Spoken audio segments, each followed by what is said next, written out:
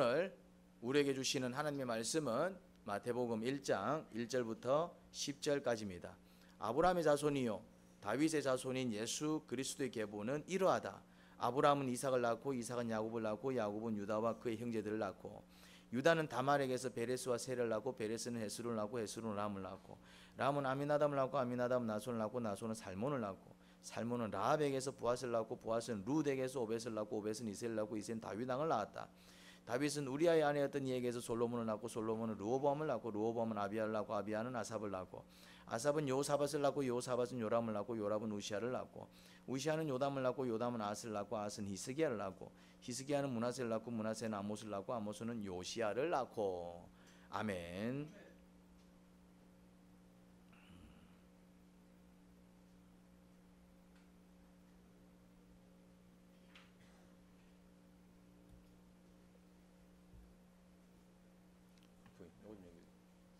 원주야.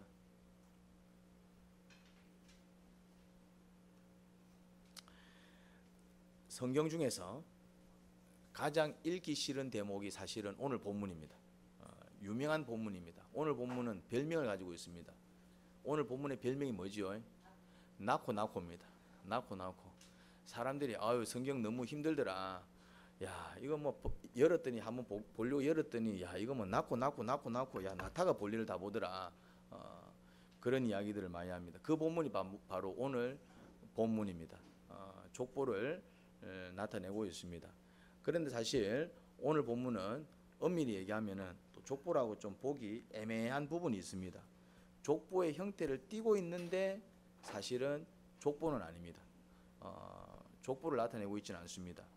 왜 그런가 하면 족보는 사실은 대를 이어나가는 남자들을 중심으로 이렇게 이제 기록을 하고 있습니다. 근데 족보 형태를 띠고 있지만은 오늘 본문은 또 그 족보라고 보기 어려운 이유가 이렇게 군데군데 누구의 이름이 거론이 되느냐 하면은 여자들의 이름이 거론이 됩니다. 여자들의 5 이름이 거론이 됩니다. 누구지요? 첫 번째는 다말, 그리고 또 누굽니까? 두 번째는 라합, 룻, 그리고 이름은 나오지 않는데 이제 우리아의 아내가 이제 언급됩니다. 우리는 알고 있습니다. 누구지요? 바세바입니다. 근데 또 우리아의 아내는 바세바 이름이 거론되는 게 아니라 또 우리아의 아내 이렇게 이제 거론이 되고 있습니다. 그러니까 족보로 보기 어렵다 이 말이죠. 이제 족보로 너의 아내 이름이 왜 나오냐 이 말이에요. 이제 이런 어떤 특성 때문에 엄밀히 얘기하면 족보는 아니다 이 말. 족보의 형태는 띄고 있는데 그리고 또 이제 같이 읽지는 않았지만 저 밑에 내려가면은 또 여자 이름이 하나 더 나옵니다. 누구지요? 이제 마리아 이름이 언급됩니다. 그리고 또 족보로 보기 어려운 또 다른 이유가 하나 더 있습니다. 그게 뭐냐면은 묵상을 하신 분들은 이제 묵상 중에 제가 좀 언급을 했기 때문에 이해를 했을 겁니다. 이게 대가 건너뛰어요. 이게 대가 건너뛰는 부분이 나옵니다. 예를 들자면은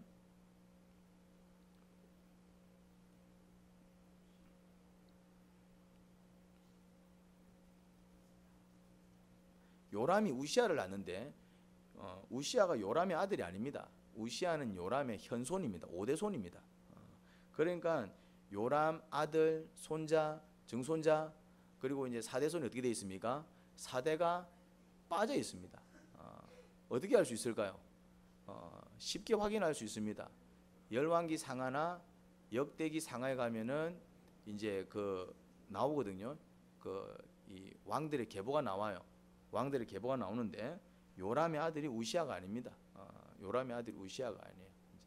이렇게 이제 그 사이에 몇 대가 건너뛰어 있습니다. 그래서 족보를 보기 어렵다 이 말이에요.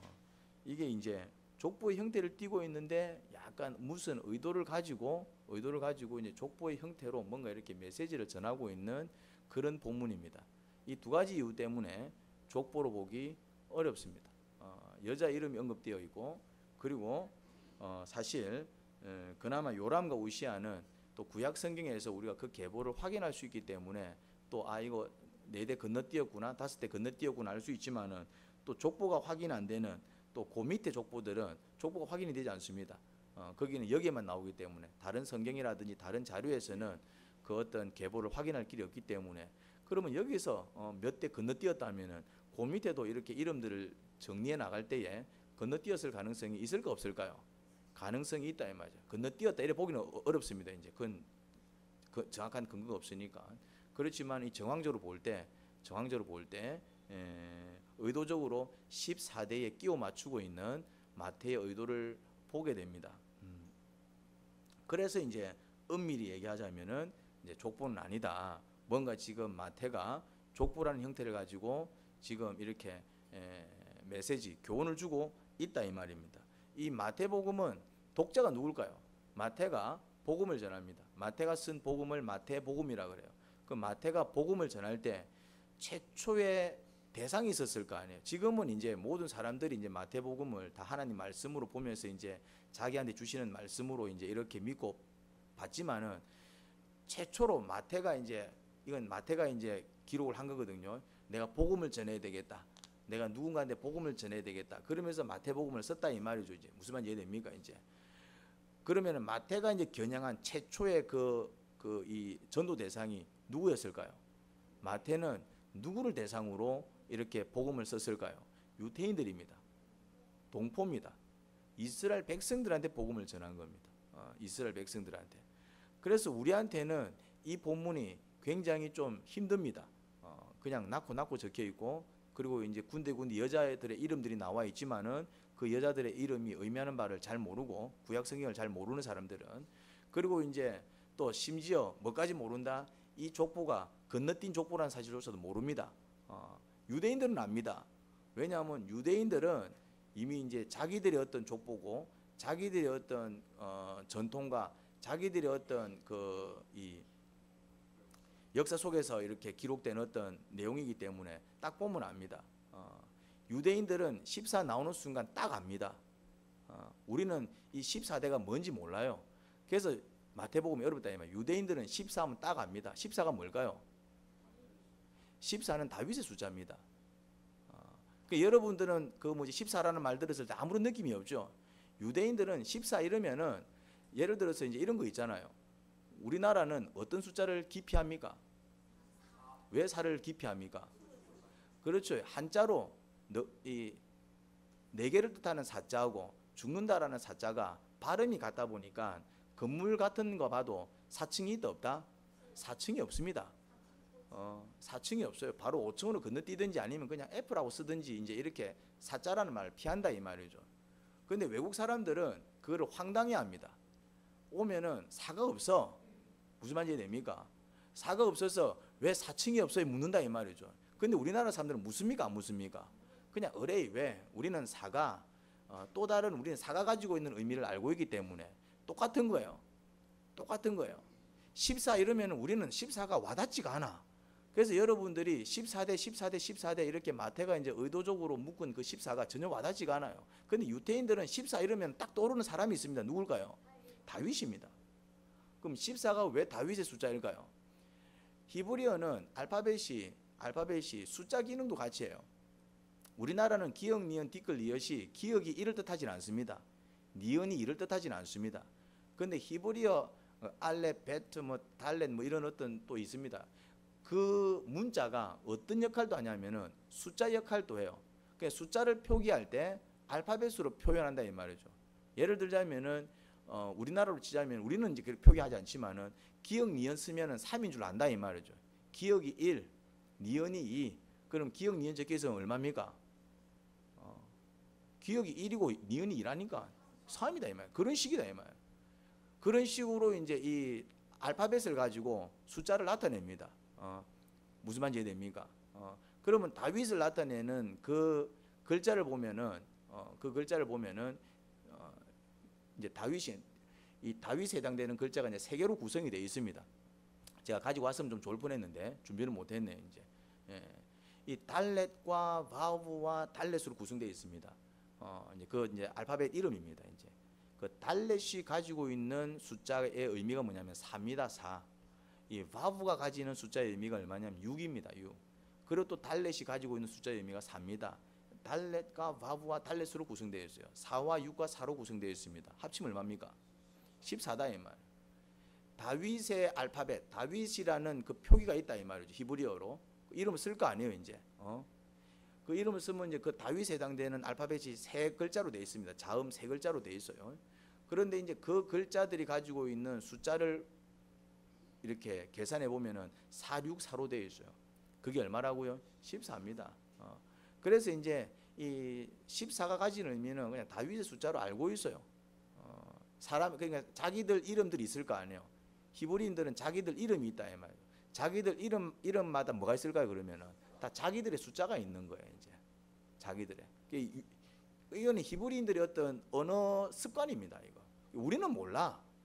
이게 지금 마태가 일부러 이제 중간중간에 이렇게 족보를 써 나가는데 중간중간에 이제 사람들 건너뛰어 버립니다. 뭘 맞추기 위해서? 아브라함부터 다윗까지 14대요. 무슨 말인지 됩니까? 그리고 다윗부터 또 누구까지 14대요. 이런 식으로 이제 맞추고 있다 이 말이죠. 근데 사실은 아까도 얘기했지만은 이게 중간에 14대가 아니다 이 말이요. 14대가 아닌데 마태가 의도적으로 14라는 숫자를 맞추고 있다 이 말이에요. 그런데 이제 이건 우리는 몰라. 우리는 뭘 모르기 때문에. 우리는 숫자가 가진 의미를 모르기 때문에. 그런데 이제 이 복음서는 누구를 겨냥해서 쓴 거라고요? 유대인들한테. 유대인들이 예수님을 하나님의 아들 또 이 땅에 오신 왕으로 알았어요, 몰랐어요? 안 사람도 있고 모르는 사람도 있고. 근데 대부분은 몰랐어요. 인정을 안 했다 이 말이죠. 일부 예수님의 제자들은 이제 예수님을 믿었기 때문에 마태도 이제 유대인 아닙니까? 유대인이지만은 그 모든 유대인들이 다 예수님을 인정한 건 아니잖아요. 이제 그 당시 때. 그래서 예수님을 십자가에 못 박은 사람도 누굽니까? 유대인들입니다. 유대인들. 예수님의 제자도 유대인이지만은 예수님을 십자가에 못 박은 사람들도 유대인입니다. 그러니까 그 유대인들 중에는 예수님을 믿고 다른 일부 제자들도 있었지만은 대부분 사람들은 어땠다? 예수님을 인정하지 않았고 믿지 않았다 이 말이죠. 그래서 그들한테 마태가 복음을 전하는 거예요. 그들한테. 그래서 그들한테 예수님을 소개할 때 뭘 소개하느냐 하면은 이 예수님은 다윗의 자손, 구약에서 다윗의 자손이 올 거라고 예언하고 있다 이 말이죠. 메시아가 올 거라고 예언하고 있다 이 말이죠. 그래서 유대인들은 그걸 안다 모른다? 다 압니다. 근데 그가 누군지를 모르는 거예요. 지금 마태는 바로 구약에서 약속하고 있는 다윗의 후손이 누구다? 예수님이다. 구약에서 얘기하고 있는 메시아가 누구다? 예수님이다. 그러니까 이제 다윗의 자손으로 왔으니까 이 예수님은 그 뭐지 족보상 누구란 얘기입니까? 왕의 후손으로 왔으니까 누구란 얘기입니까? 왕이란 얘기입니다. 그래서 마태복음은 예수님을 어떻게 부각하고 있냐면은 이 땅에 왕으로 오신 예수님을 부각하는 거예요. 자, 다시 얘기합니다. 어떤 예수님을 부각하고 있다고요? 이 땅에 왕으로 오신 예수님을 부각하고 있는 것입니다. 이게. 그거를 지금 그러니까 한번 보십시오. 이 아브라함과 다윗의 자손 이래 나온다 이 말이죠. 누구를 소개할 때? 예수님 소개할 때. 그런데 이제 이거는 번역상 이렇게 되는 거예요. 원어를 보면은 아브라함 이름보다 다윗 이름이 먼저 나옵니다. 다윗과 아브라함의 자손 이렇게 나와요. 원어를 보면은 원어 성경을 보면은 아브라함 이름이 먼저 나오지 않고 다윗 이름이 먼저 나옵니다. 무슨 말인지 이해되지요? 그러니까 마태는 족보를 가르쳐 주는 게 목적이 아니어서 족보의 형태를 띠지만은 무엇을 얘기하고 싶었던 것입니까? 예수님이 그것도 중요하지만은 그렇죠.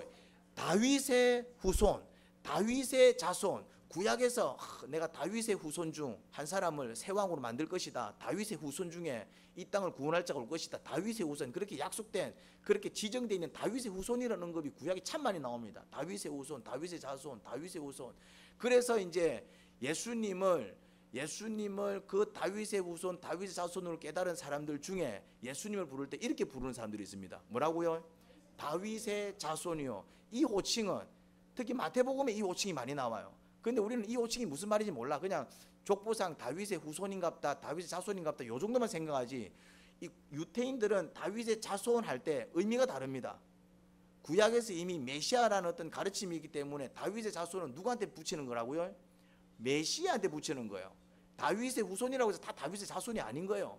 다윗의 후손 중에서 특별히 하나님께서 이 땅을 구원하기 위해서 보내주실 특별한 사람 메시아라는 개념을 가지고 있어요. 그러니까 다윗의 자손은 단지 내가 다윗의 그 후손이야 이런 개념도 있지만은 그렇게는 잘 안 씁니다. 특별 명사를 어떻게 씁니까? 하나님께서 약속하신 때가 되면 보내주셔서 이스라엘 백성을 구원할 그 그런데 그 누구의 후손으로 온다고요? 다윗의 후손으로 올 텐데 그가 이제 새롭게 이제 다윗처럼 강성한 나라를 만들어서 이스라엘을 회복할 하나님의 종, 요런 개념을 가지고 있다 이 말이죠. 그거를 뭐라 불렀다고요? 다윗의 자손이라 불렀다 이 말이에요. 다윗의 자손이요. 이건 신앙 고백입니다. 예수님을 뭐로 인정하는 것입니까? 왕으로 인정하는 것입니다. 예수님을 뭐로 인정하는 것입니까? 메시아로 인정하는 것입니다. 예수님을 뭐로 인정하는 것입니까? 하나님께서 우리를 위해 보내주신 하나님의 종이요, 또 정말 우리를 구원해 주실 구세주로 인정하는 그런 고백이다. 우리가 이제 보통 예수님을 뭐라고 얘기합니까? 예수님은 주님이십니다. 예수님은 우리를 구원하셨습니다. 우리는 그리스도인입니다. 우리가 그렇게 신앙 고백하는 표현하고 똑같은 표현이 뭐라고요? 다윗의 자손이다. 우리는 잘 그 표현을 잘 안 쓰죠. 이건 유대인들만 쓰는 표현입니다. 그래서 마태복음은 우리한테는 억수로 어려운데, 왜?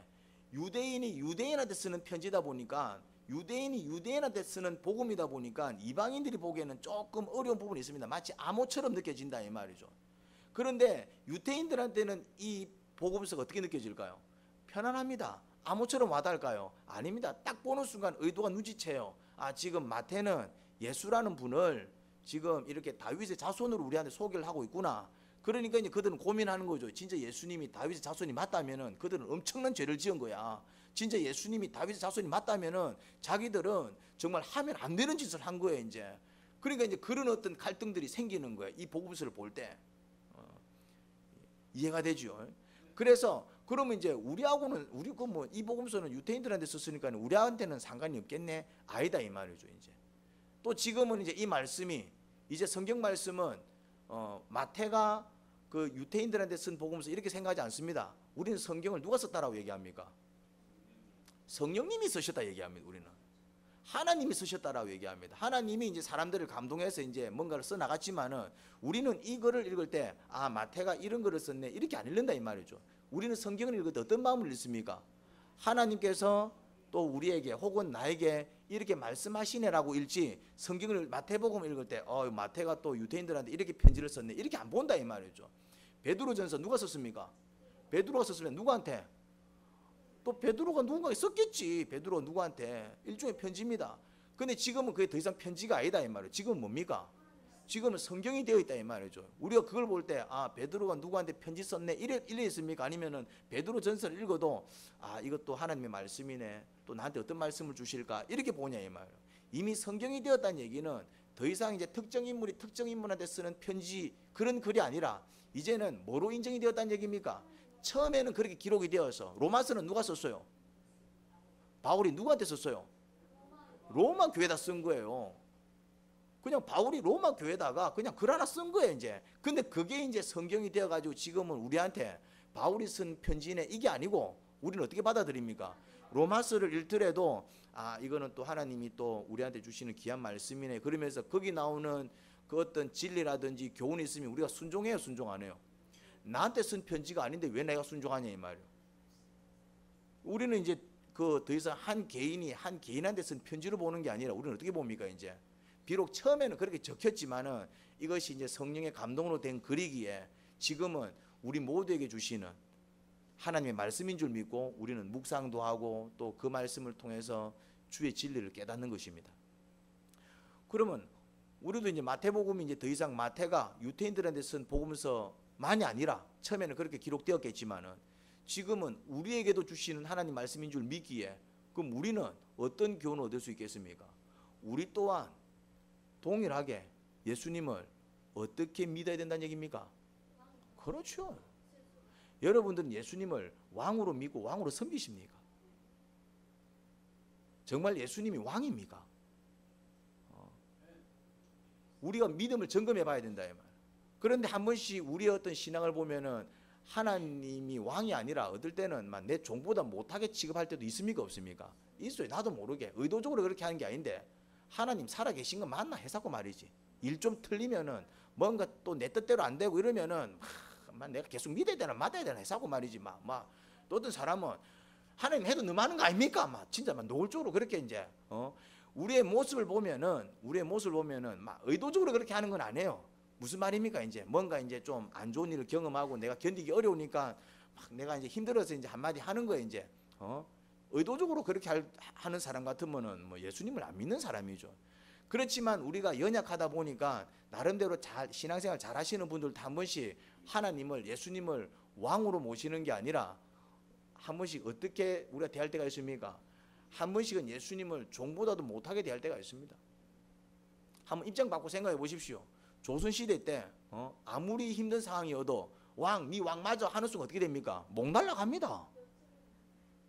맞죠? 왕이 암만 개판을 쳐도 왕이 왜 저래? 한마디 보면은 어찌 됩니까? 그 다음날 그 사람은 그 동네에서 사라지고 안 보입니다. 그게 왕의 권력이다 이 말이죠. 왕이 전환합시오 하면은 다 어떻게 합니까? 사람들이라고 다 엎어지잖아요.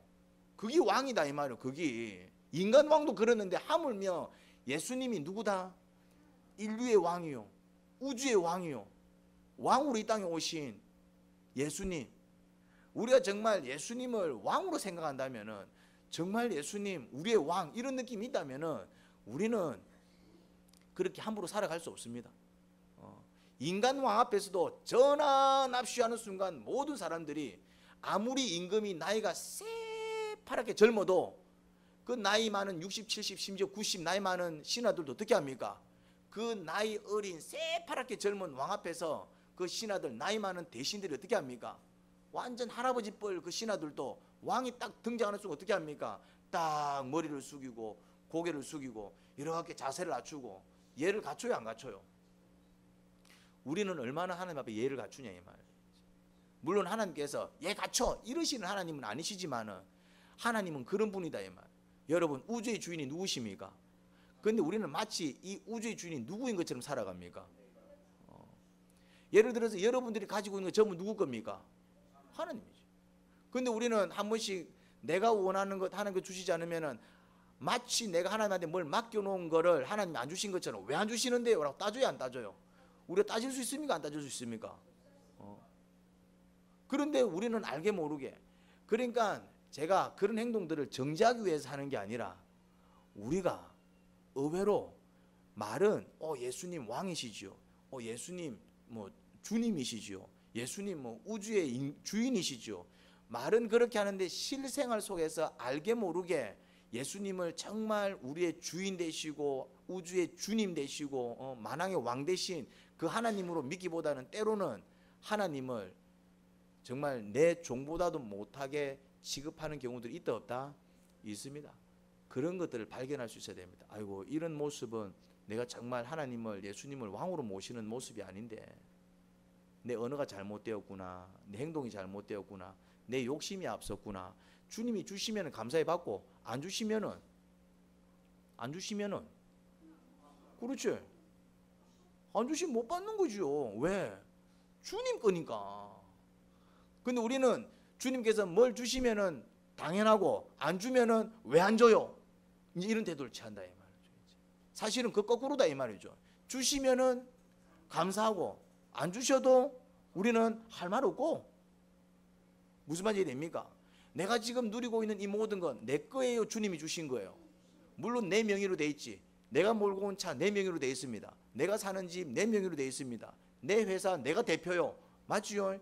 그리고 이제 내 신발 내 돈 주고 샀어. 내 핸드폰 내 계정으로 돼 있습니다. 다 누구 거 같아요? 내 거 같지요? 근데 진짜 내 거 맞냐 이 말이에요. 심지어 건강조차 누구 겁니까? 내 거 아닙니다. 그 증거가 뭘까요? 이 건강이 내 거 아니다라는 증거가 뭘까요? 그렇죠. 내 거면 내 마음대로 할 수 있어야지. 근데 내 마음대로 되든가요? 근데 내 마음대로 안 될 때 아이고 이거 내 거 아니구나 이런 생각이 들어요? 아니면은 하나님이 원망스러워요? 왜 암 걸리게 하셨어요? 왜 이런 일 생기게 하셨어요? 아니 속으로만 얘기해라. 그런 거는 다 알고 있어요. 그런 건 속으로만 얘기하면 됩니다. 이제 막 그 뭐 본인의 그 모습을 자꾸 너무 드러내실 필요는 없고 속으로 그런 적이 있죠, 그런 적이 있죠. 다 그래. 집사님만 그런 게 아니고 다 그래요. 다. 저도 마찬가지고. 마태복음은 개인적으로 볼 때는 마태 개인적으로는 이렇게 이제 아직 예수님을 왕으로 생각하지 않는 그 동포들한테 안타까움에 썼지만은 지금 우리한테는 어떤 메시지를 준다고요?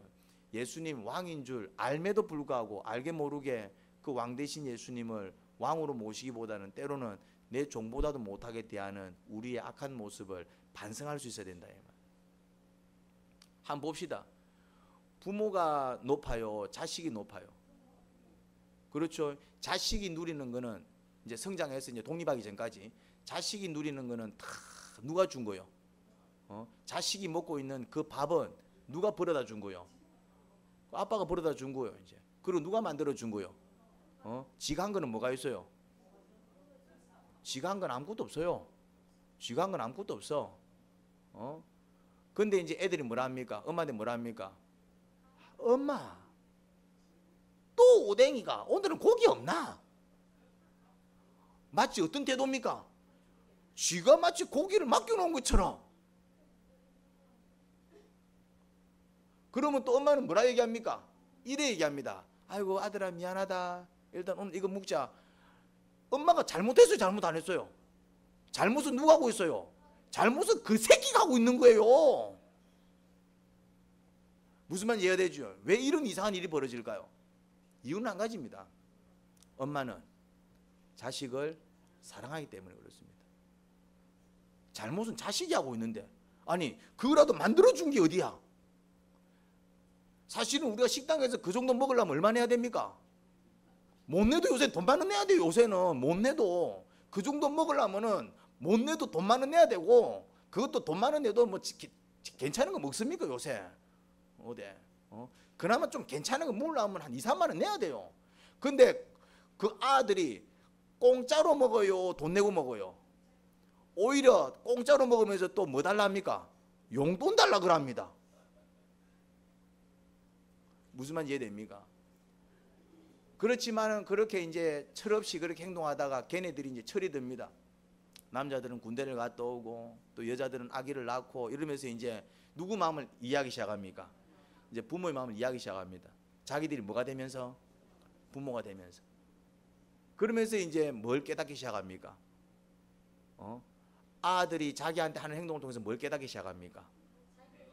내가 부모님한테 그랬구나. 그러면서 철 들어가는 것을 보게 됩니다. 여러분 깨달아야 됩니다. 그래서 이 아이들이 그렇게 좋은 대우를 받고 돈 한 푼 안 벌어오고 일 한 번 안 하고 그냥 공부만 하면 되는데 그래 짜증을 부리고 저거 쪼대로 살아간다 이 말이죠. 얼마나 악합니까? 자기들이 악한 줄도 몰라. 근데 사실은 누가 그렇게 살아간다고요? 우리가 그래 살아갑니다. 우리가 누리는 거 전부 주님께서 주셨고 주님께서 한순간만 거둬가도 우리는 견디지 못하는데 주님께서 한번 증명해 보이셨다 이 말이죠. 너가 힘으로 되는 거 아니야. 내가 너네들 안 돌봐주면 너가 끝나. 그 사건이 뭐라고요? 그게 코로나입니까? 우리는 그 눈에 보이지도 않는 바이러스 하나 어떻게 못해가지고 온 세상이 난리가 났잖아요. 눈에 보이지 않는 그 찌끄만 바이러스도 우리는 어떻게 할 줄 몰라가지고 그거 하나 때문에 온 세상이 난리가 났어요. 온 세상이. 무슨 말인지 됩니까? 하나님이 그냥 한순간 너그 마음대로 한번 해봐 하고 손을 떼는 순간 어떤 일이 벌어진다고요? 우리는 감당하지 못합니다. 그러면 결국 우리가 이렇게라도 살아가게 하시는 분이 누굴까요? 그래도 내가 먹을 게 있고 입을 게 있고 내가 열심히 일해서 내가 버는 거라고요. 그 교만 떨다가 이제 자빠지는 거예요. 내가 잘 살아서 내가 건강하게 사는 거라고요. 교만 떨다가 자빠지는 거예요. 그럼 안 걸린 사람들은 뭐 지 맘대로 살아서 안 걸릴까요? 사망한 사람들은 물론 자기 실수로 망하는 경우도 있지만은 아닌 경우도 많아요. 열심히 농사 지었는데 태풍 한번 불어버리니까 일주일 수확 남겨놓고 망해버더라 이 말이죠. 우리의 생로병사, 우리의 모든 인생사 그 주권이 누구한테 있습니까? 하나님한테 있더라. 내 마음대로 안 되더라 이 말이요. 내 마음대로. 누구 뜻대로 되더라? 주님 뜻대로 되더라. 이거를 깨닫는 사람들은 뭐 하기 시작하느냐 하면 감사하기 시작합니다. 감사하기 시작합니다. 아, 이것도 사실은 주님이 나한테 주신 은혜구나. 감사합니다. 아, 이것도 정말 주님께서 나한테 주신 거구나. 감사하기 시작합니다. 큰 차를 끌고 다니든 작은 차를 끌고 다니든 심지어 차가 없어서 버스를 타고 다니든 뭐합니까? 감사합니다. 아유, 그래도 참 저 아프리카라든지 저런 못 사는 나라 가니까 이것도 없어서 힘들게 살던데 아유, 그래도 좋은 나라에 태어나게 하셔가지고 또 이런 걸 누리게 하시네. 이전에는 별거 아니었던 것이 아, 이거 다 주님께서 주셨구나 깨닫기 시작하면 그때부터 뭐가 나오기 시작한다고요? 감사가 나오기 시작합니다. 그리고 주님의 주권을 인정하는 사람들은 또 뭐 하기 시작하냐면 기도하기 시작합니다. 어떤 문제가 생겼다. 자, 내가 암에 걸렸다. 그러면은 암에 걸리게 하신 분도 하나님이시겠지만 이거 고쳐주시는 분도 누구실까? 하나님. 그리고 내가 뭐 하기 시작합니까? 기도하기 시작하겠죠. 그래요. 사업 안 되게 하시는 분이 하나님이시지만 또 사업을 되게 하시는 분이 누굽니까? 하나님. 그럼 내가 힘들어질 때 뭐 하기 시작할까요? 기도하기 시작하겠죠. 하나님, 또 제가 좀 힘들어졌습니다. 뭐가 문제지요? 어떻게 하면 되겠습니까? 저한테 은혜를 좀 베풀어 주십시오. 그러니까 하나님의 주권을 인정하는 사람들은 두 가지가 나옵니다. 첫 번째는 뭐가 나온다? 감사가 나오죠. 주님 감사해요. 아, 이것도 감사해요. 저것도 감사해요. 또 뭐가 나오기 시작한다? 기도가 나오기 시작해요. 그러니까 감사가 나오고 기도가 나오니까 그 마음은 어떨 것 같아요? 평안합니다. 평안하다 이 말이에요. 잘 살아서 평안한 게 아니고 못 살아도 이만큼 누리는 것도 주님의 은혜네. 그러니까 못 살아도 뭐가 나와요? 감사가 나오죠. 잘 살아도 와 이게 지끈 줄 알고 또 더 많이 가진 사람을 바라보면서 와 저 사람 내보다 더 가졌네 이러면은 잘 살아도 지보다 못 사는 사람이 훨씬 더 많고 지보다 잘 사는 사람이 별로 없는데도 어떤 느낌 듭니까? 나는 언제쯤 저래 되노? 이러고 있는 거예요 이제. 그럼 이 사람은 그만큼 돼도 감사할까요? 아니면 그만큼 돼도 또 지위에 있는 사람을 바라보면서 또 막 속상해 할까요? 평생 불행합니다. 행복과 불행은 얼마나 가졌냐에 대해서 가진 거에 대해서 가진 것 때문에 얻는 게 아니라 내가 가진 거에 대해서 얼마나 감사하냐에 따라서 행복해지는 거예요. 10을 가져도 감사하지 못한 사람은 100을 가진 사람을 바라보면서 아이고 난 10밖에 못 가졌네. 언제 90 더 벌지? 그럼 그 사람은 100 가질 때까지 어떤 삶을 살겠어요? 지옥입니다. 그래요. 만약에 애를 썼는데 100을 못 가지면은 죽는 것도 힘들어요 이제. 그런데 10을 가졌어도 이 10을 주신 분이 하나님이시네. 그러면은 이 사람은 10밖에 안 가졌어도 어떤 삶을 살아갈까요? 감사하며 살아갑니다. 여러분들의 인생이 불행한 이유는 정말 좀 힘든 일을 겪어서 불행한 것도 있지만은 죄송한 얘기지만은 여러분들의 인생을 스스로 불행하게 만든 경우가 훨씬 더 많습니다. 사실은 내가 지금 힘들게 살지요. 힘들게 사는데 사실은 나를 힘들게 하는 그 요소 한 가지 빼고는 사실은 전부 행복한 거예요. 무슨 말인지 이해됩니까? 자, 이빨이 아파서 병원을 가요. 그 이빨 때문에 아파 죽습니다. 막 괴롭습니다. 그런데 한번 생각해 보자요. 이빨 아픈 거 요거 하나 빼고 나머지 다 어떻다는 얘기입니까? 심장 정상적으로 뛰고 있다는 얘기고, 폐가 정상적으로 뛰고 있다는 얘기고, 혈관이 제대로 흐르고 있다는 얘기고, 그리고 똥오줌 제대로 싸고 있다는 얘기고, 똥구멍도 깨끗하다는 얘기고. 제가 똥구멍 얘기하는 이유는 내가 얼마 전에 똥구멍 내가 수술 받았기 때문에 그렇거든요. 그냥 그거 하나 빼고는 다 어떻다는 얘기입니까? 그러면은 이가 아파서 병원을 찾았지만은, 그래서 내가 요거 때문에 괴롭지만은 다른 거 생각하면 아유 그래도 내가 눈은 멀쩡하네, 아유 그래도 내가 폐는 멀쩡하네. 감사거리가 더 많아요, 더 안 많아요? 사실은 더 많습니다. 근데 더 많은 감사거리를 뭐 때문에 놓치고 있어요? 그거 하나 때문에 놓치고 있다 이 말. 지금 여러분들이 힘들다면은 그 힘들게 하는 그거 하나 때문에 뭘 놓치고 있냐면 사실은 남들이 누리고 있는 거 다 누리고 있고, 아니면 남들이 누리지 못하는 것도 누리고 있는데 뭐 때문에 못 발견하고 있다고요? 그거 하나, 지금 나를 힘들게 하는 그거 하나. 그러면 그거 하나만 해결하면 되잖아요. 뭐만 이해됩니까? 그럼 이렇게 감사 속에서 사는 사람들은 어떤 기대가 있을까요? 내 눈을 건강하게 하시고, 내 폐를 건강하게 하시고, 내 심장을 건강하게 하신 하나님이 이 이빨도 건강하게 치료해 주시지 않을까? 이러면은 이빨 때문에 아프겠지만은, 아파서 괴로울까요? 아프지만은 그래도 희망을 가지고 밝게 살아갈까요? 이게 중요하다 이 말. 우리 요 앞에 앉아 계시는 분은 암이 지금 3번째입니다. 4번째입니다. 4번. 암 한 번도 안 걸린 사람도 많은데 이건 4번째라니까요. 암 4번쯤 걸리면 이제 막 자살해야 되는 거 아닙니까? 나는 더 이상 살 의미가 없다 해야 되는 거 아닙니까? 근데 암 4번 걸린 사람 같아요. 첫 번째 암 걸렸을 때는 난리 났었어요. 막 살려달라고 막 울고불고 막 난리 났었어요. 첫 번째 때는. 4번째쯤 되니까네. 막 암도 이제 뭐더라? 왜요? 뭐가 있으니까? 하나님이 나를 살려주시더라. 주님이 역사하니까 나를 살려주시더라. 그 희망이 있으니까네. 암 환자가 저렇게 박을 수가 없습니다. 말이 안 된다 이 말. 근데 우리 교회는 암 환자들이 좀 많아요. 몇 명 됩니다. 동기들이 있어요 또. 그러면 이분들은 지옥처럼 살아야 되겠네. 근데 또 한번 봅시다. 암 환자도 아닌데 불행하게 사는 사람은 뭐예요 그러면? 무슨 말인지 이해가 되지요? 나는 그래도 사지 멀쩡한데 괴로워하시는 분들은 뭐냐 이 말이요. 암 환자들 앞에 미안하지 않습니까? 한 달 뒤에 죽을 사람들한테 미안하지 않습니까? 놓치고 있는 거예요. 놓치고 있다니까요. 뭘 놓치고 있습니까? 지금 괴로운 거 이거 하나 때문에 사실은 내가 많은 것을 누리고 있는데 그러니까 감사를 해보세요. 맞아요. 이거는 불행해. 이것 때문에 힘들어. 암 때문에 난 힘들어. 항암 치료 기도 같이 했어요. 그렇지만 그거 외에는 다 행복하잖아. 그래도 주일날 와서 예배 드릴 수 있어서 감사하고, 그리고 이제 같이 기도할 수 있어서 감사하고, 또 앞에서 특송할 수 있어서 감사하고, 찾아보기 시작하면 감사거리가 있다 없다. 그냥 있는 게 아니고 수두룩합니다. 수두룩하다. 그리고 또 우리에게는 뭐가 있다? 힘들 때 뭐 할 수 있다? 기도할 수 있다 이 말이죠. 기도할 수 있다라는 게 얼마나 축복인지 몰라요. 사람들은 기도하자면 아이고 또 기도하나. 그게 아니요. 기도합시다. 그럴 때 뭐 하는 겁니까? 주님 저는 이래요. 제 마음이 이래요. 제 형편이 이래요. 이거 좀 도와주시면 안 될까요? 주님 역사해 주세요. 언제쯤 역사해 주실랍니까? 기도할 수 있는데 왜 걱정하십니까? 기도하면서 왜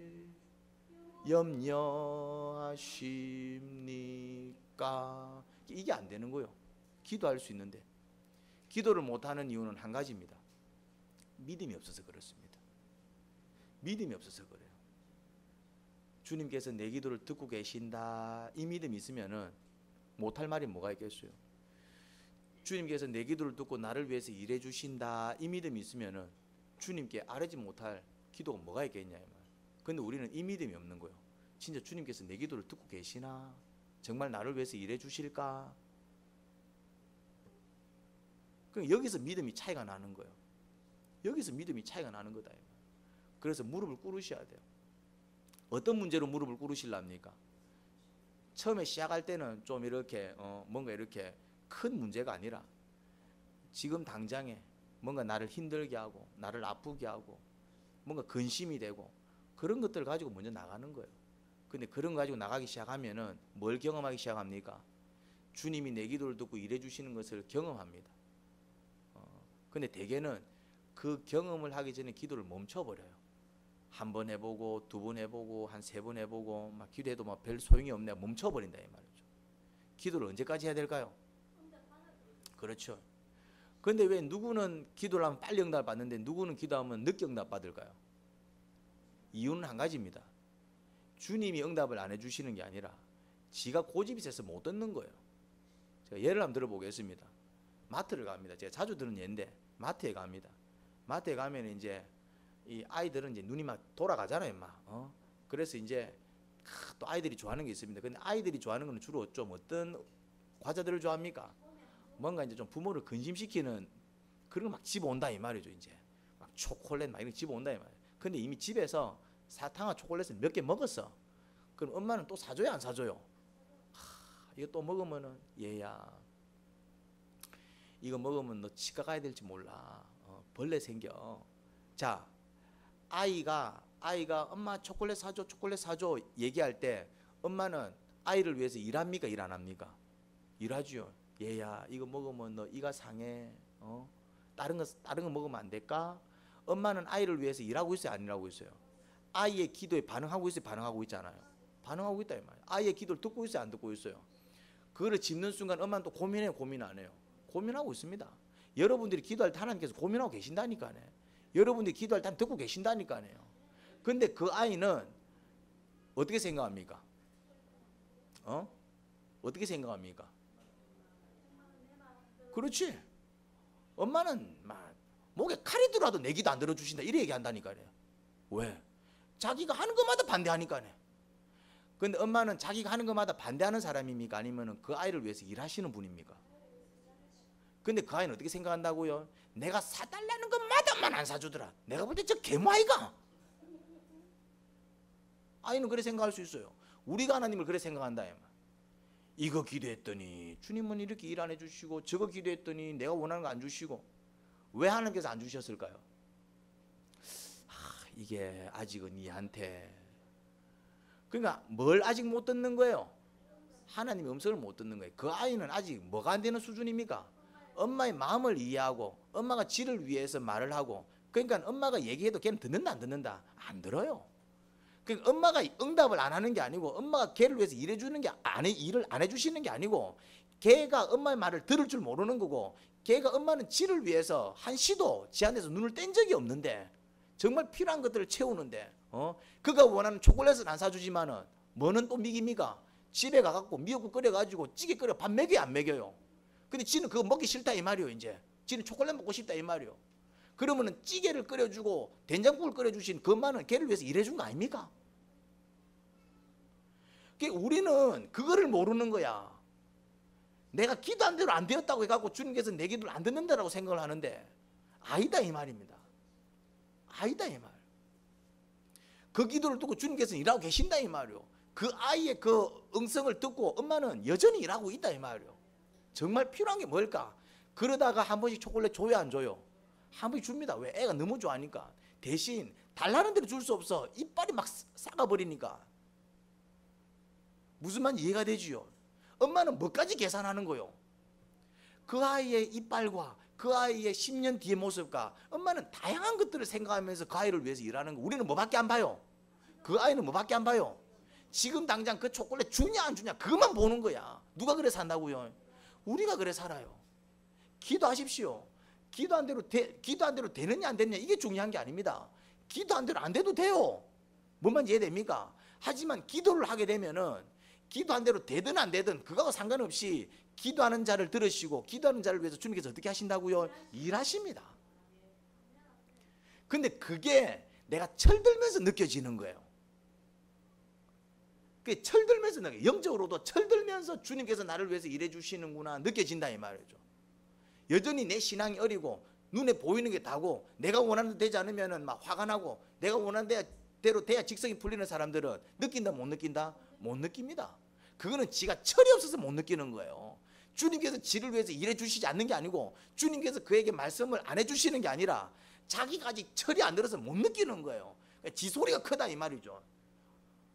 하나님은 계속해서 말씀하고 계세요. 하나님은 계속해서 일하고 계세요. 그런데 지가 원하는 대로 되지 않으니까 지는 어떻게 느껴지는 거예요? 하나님이 계모로 느껴지는 거예요. 그런데 어느 날 깨닫는 거예요. 어느 날 깨닫는 거예요. 탕자가 왜 집을 나갔습니까? 아빠가 못만 땅에서 집을 나갔어요. 왜 집을 나갔어요? 아빠처럼 살면 안 될 것 같아서 집을 나간 거예요. 우리 아빠는 참 고지식해서 집을 나간 거예요. 왜 저렇게 살까 싶어서 집을 나간 거예요. 근데 나가보니까 뭘 깨달았습니까? 이걸 깨달았습니다. 아버지처럼 살아야 되는구나. 그래서 나중에는 뭐라고 얘기합니까? 우리 아버지 집에서는 종들도 이거보다 낫는데 난 이게 뭐냐 이거예요 이제. 그 누가 맞은 거예요? 언제 깨달았어요? 그렇지. 다 말아먹고 집 나가가지고 지 쪼대로 살면서 이제 꼬라박고 쳐박으면서 깨닫는 거예요 이제. 하나님께서 한 번씩 깨닫게 해주실 때가 있어요. 우리를 고난 가운데 넣을 때가 있어요. 그래 네 맘대로 한번 해봐라. 고난 가운데 넣을 때가 있어요. 우리를 죄 가운데 그냥 몰아넣을 때가 있어요. 그래 죄 한번 지어봐라. 그냥 죄 짓도록 내버려 두실 때가 있어요. 무슨 말인지 이해됩니까? 그냥 망할 길을 걸어가게 하실 때가 있어요. 지옥 속에 들어갈 때 그냥 지옥 속에 들어가도록 내버려 두실 때가 있어요. 불 속에 들어갈 때 그냥 불 속에 들어가도록 내버려 두실 때가 있어요. 뭐 깨달으라고? 아, 불 속에 들어가니까네 내가 타 죽구나 깨달으면 기 나온다 이 말이에요. 무슨 말인지 이해됩니까? 주님께서 한 번씩 못 깨달으면은 그냥 그렇게 유기하실 때가 있어요. 그래서 그 탕자가 돌아오지 뭐라고 돌아옵니까? 나를 아들이라고 하지 마시고 그냥 종으로 써주십시오. 저는 못된 놈입니다. 그때 아빠가 뭐라 얘기합니까? 아이고 네가 좀 깨달았네. 그래 그럼 이제 종으로라도 살래? 이럽니까? 아니면은 무슨 소리 하느냐? 니는 죽었다가 살아 돌아온 내 아들이다. 그때 탕자는 한 가지를 더 깨닫습니다. 뭐 깨닫습니까? 아버지의 사랑이 얼마나 큰지 깨닫는 거예요. 또 한 가지 더 깨닫습니다. 자기는 얼마나 이 아버지한테 못된 아들이었는지 깨닫는 거예요. 그거 깨달으면 성장합니다. 내가 정말 하나님한테 얼마나 못된 자인 줄 깨닫는 순간 여러분들은 성장하기 시작합니다. 내가 정말 하나님 앞에 정말 내가 얼마나 못된 자였구나, 그거 깨달을 때 그때부터 은혜가 임하기 시작합니다. 왜 은혜를 못 받냐면은 지가 여전히 잘난 줄 알고 있어서 그런 거예요. 이제 내가 정말 못할 짓을 많이 했군요. 하나님은 이런 분이었는데 내가 주님의 그 마음도 모르고 사실은 내 인생 내 마음대로 살아서 내가 요지경이 되었군요. 그거 깨닫는 순간 그때부터 그 사람은 깊은 은혜 가운데 들어갑니다. 감사가 나오기 시작합니다. 탕자는 그때부터 집에 들어와서 어떤 삶을 살았겠습니까? 뭘 해도 감사하지 않겠습니까? 아버지가 옷 한 벌 지어줘도 뭐라고 얘기하십니까? 이전에는 아빠 나는 파란 거 말고 빨간 거, 이전에는 요랬는데 이제는 빨간 거 줘도 감사, 파란 거 줘도 감사. 그때부터 탕자는 어떤 삶을 살기 시작합니까? 이전에도 아버지 집에 살았을 때는 그 아버지 집이 뭐였습니까? 지옥이었어요. 근데 이제는 진짜 지옥을 경험하고 아버지 집 돌아오니까 그때부터는 아버지 집이 뭡니까? 천국이다. 그러니까 여러분들이 천국 가운데 있는지 모르면 주님께서 진짜 지옥 가운데 밀어넣어요. 그래서 진짜 지옥을 맛보고 돌아오면 이게 천국인 줄 압니다. 여러분들이 지금 천국 가운데 있다니까요. 천국 가운데 있는 줄 모르는 거야. 여러분들은 지금 주님의 은혜 가운데 있다니까요. 근데 은혜 가운데 있는 줄 몰라. 근데 한 번씩 하나님께서 그 은혜를 싹 거둘 때가 있어요. 싹 거둘 때가 있어요. 한 번씩 하나님께서 건강을 싹 가져가실 때가 있어요. 하나님께서 한 번씩 그냥 재산을 싹 가져가실 때가 있어요. 하나님께서 한 번씩 정말 평소에는 아무런 문제가 안 되던 것들이 조금 심각한 문제가 되게 만드실 때가 있어요. 그때 뭘 깨닫느냐면은 진짜 지옥을 맛보는 거예요. 그게 진짜 지옥이요. 여러분 무슨 말인지 이해됩니까? 진짜 지옥을 맛보면은 지금 내가 하루하루 살아가는 게 뭐다? 천국이다 이 말이에요. 그런데 지옥 안 맛보고 천국을 깨달으면 더 좋지. 암 걸리고 감사할래요? 암 안 걸리고 감사할래요? 사업 망하고 감사할래요? 사업 안 망하고 감사할래요? 뭔 말인지 이해가 안 됩니까? 물론 지옥을 경험하고도 못 깨달으면은 그건 이제 끝난 거예요. 이제 그래도 지옥을 경험하고 진짜 지옥을 경험하고 천국으로 돌아오면은 그것도 할렐루야지만은 뭐가 더 할렐루야입니까? 지옥 경험 안 하고 늘 천국 가운데 살면은 더 할렐루야 아닙니까? 그러니까 천국 가운데 있을 때 감사하며 살라 이 말이에요. 몸 건강할 때 그 건강 주님께 드리십시오. 그나마 재산 좀 있을 때 그 재산 주님께 드리라니까. 무슨 말인지 되면 그나마 시간이 있고 그나마 에너지 있을 때 그 시간 에너지 주님께 드리라니까. 먼저 주의 나라를 위해서 먼저 그의 의를 위해 살아보십시오. 어떤 일이 벌어집니까? 이상하게 좀 삶이 좀 순탄하지 않는 것 같고, 이상하게 좀 뭔가 좀 일이 꼬이는 것 같고, 뭔가 좀 불필요한 사건들이 생기는 것 같고, 그러면 요거 고민하셔야 돼요. 내가 조금 주님을 위해서, 주님 나라를 위해서 살지 못하고 있을 가능성이 높아요. 왜요? 주님은 먼저 그의 나라와 그의 의를 구하는 사람들의 삶은 챙겨주십니다. 그런데 이제 그렇게 살지 않는 사람들은 조금 내버려 두십니다. 그래 그럼 니 알아서 한번 해봐. 근데 자기 힘만으로는 자기 인생을 잘 살아갈 수 있다 없다? 그게 의외로 어렵습니다. 그런 사람들은 더 이제 애쓰겠죠. 더 잘 살아보려고. 그럼 인생이 더 꼬일까요? 더 평탄해질까요? 더 꼬입니다. 자꾸 열심히 사는 거는 맞는데 내 노력만으로 자꾸 열심히 살려고 하면 안 돼요. 부족한 것을 채우셔야 돼요. 뭐로? 주님의 나라로, 주님의 일로. 그래서 제가 큐인 묵상 나눔을 해라고 하는 이유가 그거예요. 주님의 일을 해라 이 말. 주님의 일을. 이번에 우리가 더원교회에 안초대회를 했는데 한 130명, 140명 친구들이 왔어요. 그중에 또 한 3, 40명 아이들이 예수님을 영접하고, 또 토요일 날까지 또 이렇게 10수명 아이들이 와가지고 또 양육을 받고. 우리가 그 일을 왜 하냐 이 말. 아이들 사역은 힘듭니다. 퍼주는 사역이기 때문에. 근데 왜 해요? 주님이 나를 도우세요. 네가 내 일을 하네? 그럼 나도 네 일 도와줄게. 여러분들이 주님의 일을 안 하면은 특별 은혜는 못 받습니다. 그냥 일반적인 은혜는 받습니다. 그래도 주님께서 기본적인 은혜는 주시는데 주님의 일을 하지 않으면은 특별 은혜는 못 받아요. 특별 은혜는. 특별 은혜까지 받고 싶습니까? 그러면은 주님의 일을 하셔야 돼요. 꼭 큰 거라는 얘기가 아니에요. 선교지 가서 선교해라 그 얘기가 아니에요. 그것도 좋겠지만은 내 형편 속에서 할 수 있는 주님의 일이 있다 없다? 있습니다. 뭐든 있습니다. 찾아보면은 내 형편 속에서 할 수 있는, 크든 작든. 주님의 일을 해 나갈 때에 네가 내 일에 관심을 갖네? 그럼 나도 네 일에 관심을 가질게. 이러면서 특별 은혜가 임합니다. 하나님 아버지, 은혜를 감사합니다. 주님은 우리를 사랑하십니다. 근데 한 번씩 주님 우리를 위해서 일해 주시는 게 맞나? 우리한테 말씀해 주시는 게 맞나? 그럴 때가 많습니다. 그 이유는 주님께서 우리를 위해서 일해 주시지 않는 게 아니라, 우리에게 말씀을 안 해주시는 게 아니라 우리의 마음이 딴 데 빼앗겨 있어서 안 들리는 거예요. 그냥 못마땅스럽게 여겨지는 것이지요. 철들면서 얼마나 주님이 우리를 위해서 일해 주시고 그 말씀이 얼마나 깊고 오묘한지 깨닫기 시작합니다. 철든 신앙인으로 만들어 주옵소서. 예수님 이름으로 기도합니다. 아멘.